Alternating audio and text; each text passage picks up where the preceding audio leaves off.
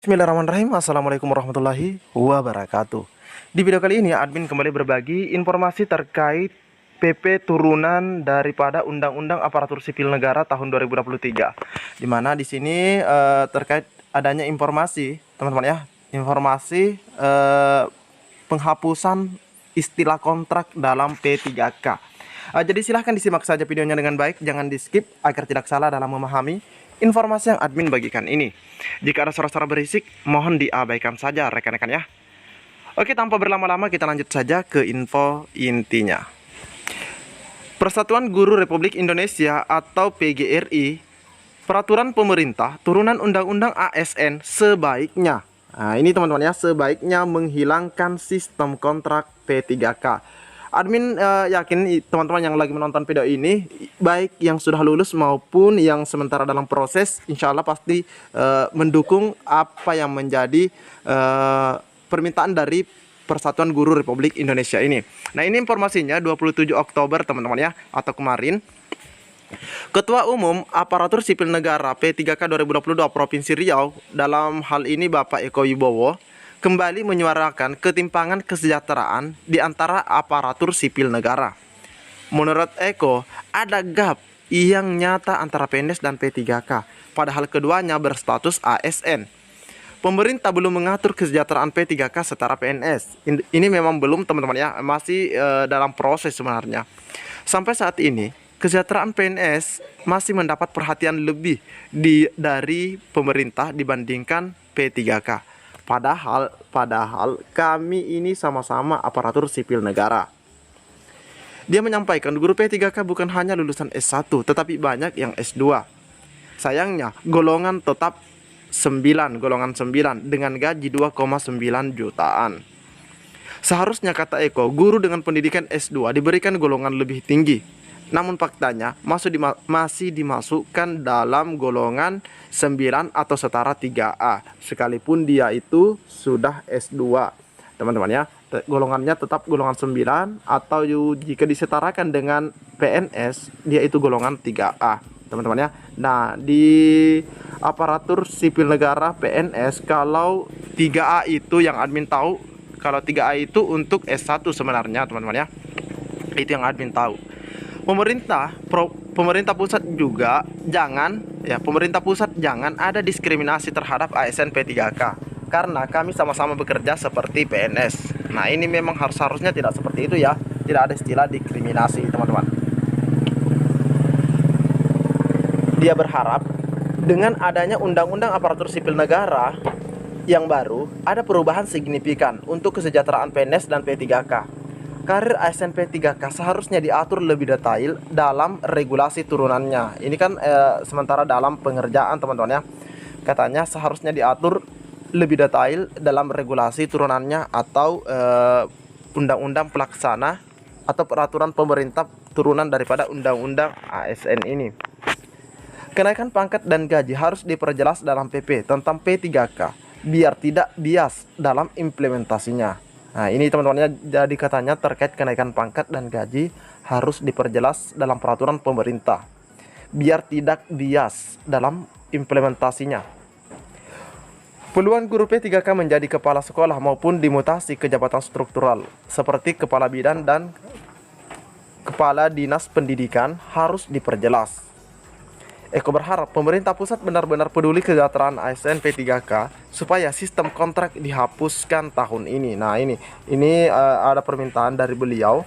Eko berharap pemerintah pusat benar-benar peduli kesejahteraan ASN P3K supaya sistem kontrak dihapuskan tahun ini. Nah, silahkan teman-teman memberikan tanggapan terkait apa yang disampaikan oleh Bapak Ekowi. Dia meyakini banyak P3K yang berharap mereka bekerja sampai pensiun. Tidak ada lagi aparatur sipil negara P3K dengan sistem kontrak 1 tahun, 2 tahun, 3 tahun, dan 5 tahun. Nah, ini kan kalau 1 tahun ini kontrak minimal dan maksimalnya itu 5 tahun, teman-teman ya. Memang seperti itu. Jadi di sini ada permintaan dari Bapak Eko Wibowo atau Ekowi agar sistem kontrak dihapuskan. Bahkan dia minta tahun ini, teman-teman ya. Hapuskan sistem kontrak P3K, SK berlaku sampai pensiun, tegas Eko. Nah, silahkan teman-teman menyampaikan di kolom komentar terkait apa yang diharapkan atau diminta oleh Bapak Eko ini. Apakah teman-teman setuju atau tidak? Nah, selanjutnya ada informasi yang tidak kalah menarik teman-teman ya, di mana 1492 pelamar P3K di daerah ini. Nah, kita nanti cek di daerah ini lulus seleksi administrasi setelah mereka melakukan sanggah. Nah, ini informasinya juga di hari Jumat. Sebanyak 1492 pelamar P3K atau pegawai pemerintah dengan perjanjian kerja di Kabupaten Rejang Lebong, Bengkulu. Nah, ini di Bengkulu dinyatakan lulus seleksi administrasi pasca sanggah.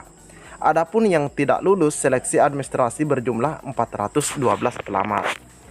Hasil seleksi administrasi pasca sanggah seleksi P3K di lingkungan pemerintah Kabupaten Rejang Lebong dimulai tanggal 19 sampai 21 Oktober.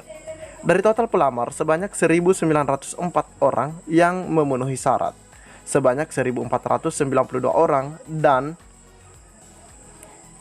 yang tidak memenuhi syarat ada 412 orang. Ini disampaikan langsung oleh Sekretaris Daerah Kabupaten Rejang Lebong.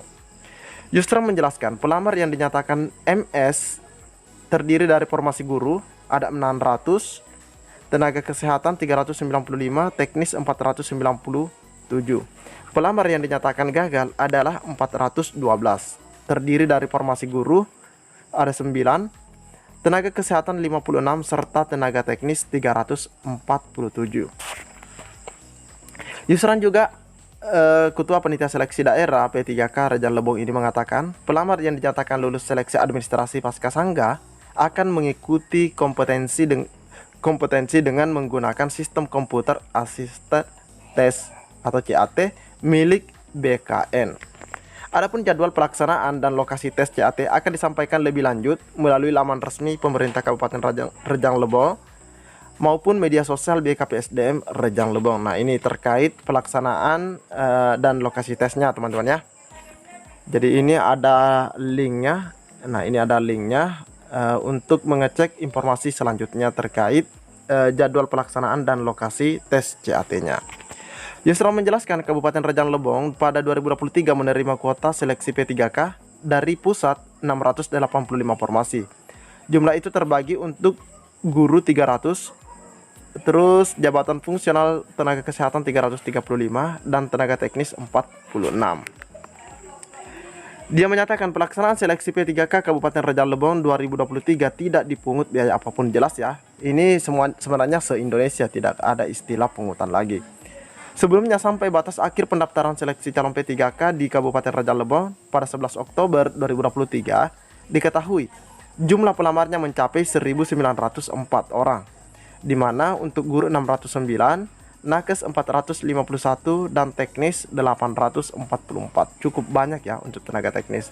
Jadi kita ucapkan selamat kepada rekan-rekan kita bahkan di daerah lain yang setelah melakukan sanggah dan dinyatakan lulus dalam seleksi administrasi. Oke, mungkin cukup sampai di sini informasi yang dapat admin bagikan di video kali ini. Lebih dan kurangnya admin mohon maaf. Assalamualaikum warahmatullahi wabarakatuh.